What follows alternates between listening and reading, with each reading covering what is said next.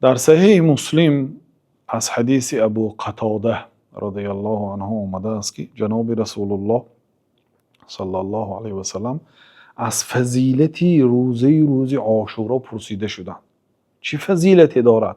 گفتند که صیام یوم عاشوراء احتسب علی الله ان یکفر السنة التي قبله. روزه داشتن روز عاشورا من از الله تعالی امید میکنم که گناه یک سال گذشته را الله تعالی میبخشد. حافظ بیهقی رحمت الله علیه در زیر شرح همین حدیث گفتند که و هذا فی من صادف صومه وله سیئات یحتاج الی ما یکفرها.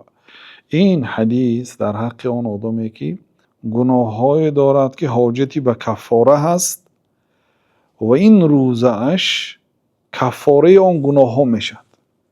لیکن فرضاً یک آدمی هست که گناه ندارد، گناهش بخشیده شده است به سبب دیگر فضیلتی نیکش. مثلا روز نهم ذوالحجه 2 ساله گناه را کفاره میکند، یعنی به سبب روزه عرفه 2 ساله گناه بخشیده میشد.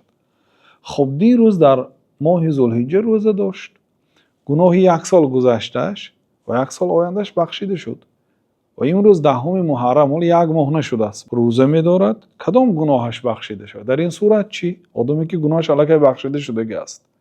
گفتن که انقلبت زیادتا فی درجات، این روزه عاشورایش همچون زیادتی اجر در حسناتش، در نامه اعمالش همچون اجر ذخیره می شود. به هر حال ضرر نمی کنید. بنابراین روزه داشتن خوب است.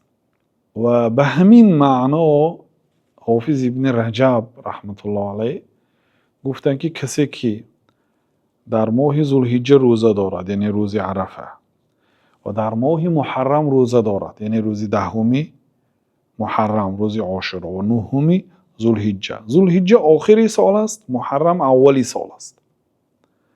اگر در اولی سال و در آخری سال روزه دارد گویا که وی در حسنات غرق زده است.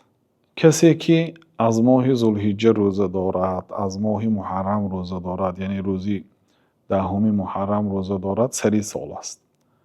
آخری سال ماه ذوالحجه است، روز 9 روز عرفه روزه دارد، سال گذشته را با عبادت تمام کرده است، سال نو را با عبادت شروع کرده است. پس امید کرده می شود که در تمام سالش در طاعت باشد. بعد گفتن که کدام آدمی که اولی عملش طاعت باشد یعنی اولی سالش و آخری سالش طاعت باشد، وای در حکم آن آدمی که در طاعت غرق زده است. گفتن به هر حال این فضیلتی خوب است.